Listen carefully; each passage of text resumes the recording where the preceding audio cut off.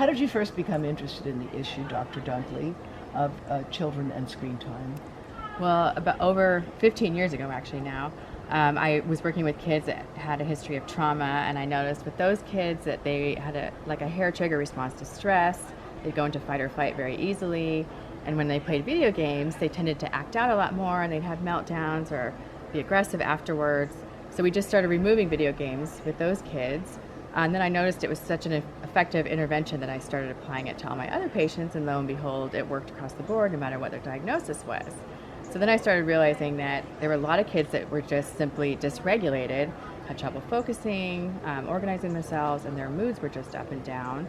And it just became increasingly common that it seemed to be video games were the culprit. So that's kind of how it started. And then now there's obviously a lot more than just video games, but it's the same intervention. We just remove everything, and mood, focus, behavior, and sleep improve.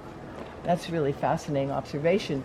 What that reminds me of is there's some animal studies that show behavioral changes in animals as well when they are exposed to wireless radiation. And what's really interesting is that as long ago as the 1990s, Henry Lai did some studies and where he was able to show that the animals became more distracted with wireless exposure. And actually it looks like there's the opioid receptor is actually triggered. And the work of Hugh Taylor, who showed clearly that prenatal exposure to animals resulted in offspring that when they became the equivalent of teenagers had increased hyperactivity and increased anxiety.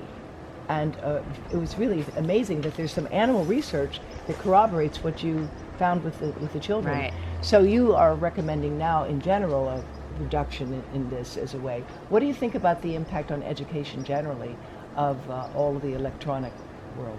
Well, I think it's a travesty what's going on with the schools right now.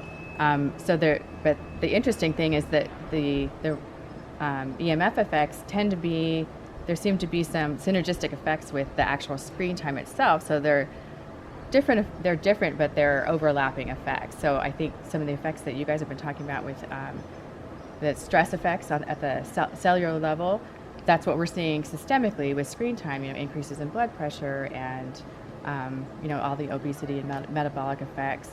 But just psychologically, you see the increase in stress, both immediately when they're using screens and then chronically over the long term. And conversely, we see those reverse when the kids get off screens. So that's the good news. The good news is that you can Yes. actually, with removal of the exposure, you actually get a regression of the behavior. Right. And we see, in terms of school, it's incredible. Like just within 4 weeks of kids being off screens, you could see their grades go up significantly. They start turning in their homework. Their homework gets done in a lot quicker time. I've seen kids with learning disabilities start reading within a few months. I see a lot of boys that have never read before start reading, which is really, it's so cool.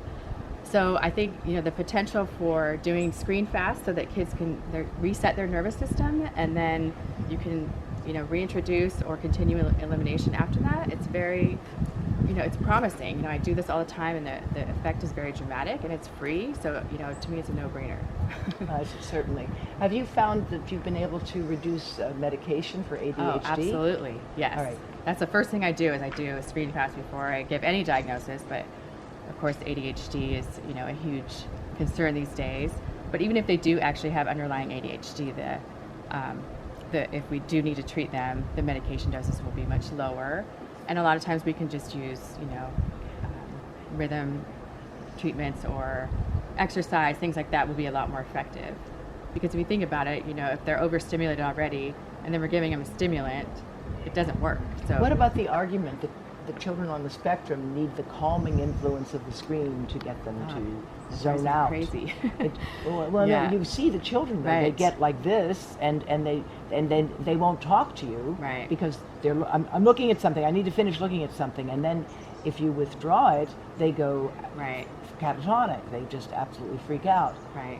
How do you deal with parents who say, "Well, it's so helpful for me to be able to calm her down"? Right. So, we have to educate parents, piece by piece about what's going on, and point out that when that's happening, what's happening is the addictive pathways in the brain are being activated, so they're calm while they're sitting there, but then in the long term, they're becoming more dysregulated, and all of the autistic symptoms worsen because these pathways are being activated. So all of the things that they do, like the repetitive behaviors, shutting people out and disengaging from the world, their sleep dysregulation, all of those things become worse. So kids on the spectrum are particularly vulnerable to all of the effects. So what I teach parents is that actually getting them off the screen, they're going to be better self-regulated, so they're not going to have as many behavior issues. So it's really just starts with the education, and then we do a 4-week trial. Just say, anybody can do anything for 4 weeks, so just try this experiment. You don't have to believe me, just do it as an experiment at home and see what happens. But then the parents have to do it too. What about the parents who have their phone or constantly, Yes. what about at meals they're eating and Right. everybody's on a screen and they're Well, looking at the whole things? family really has to do it together. Yeah. And that way the child gets the message too. It's not just them being a problem. It's because this is a family issue and we love you and we're going to do this together. So doing it that way is really helpful. There's much less rebellion when everybody does it. So the parents don't have to have the same rules necessarily, but they have to have some rules. And we talk about how to keep everybody accountable and things like that. Well, I just want to say we at Environmental Health Trust are big fans. We're going to do whatever we can to promote what you've written about in your book, and really look forward to working with you as you work with the psychiatrists generally to promote awareness of this issue. Great. Thank you, Deborah. Thank you.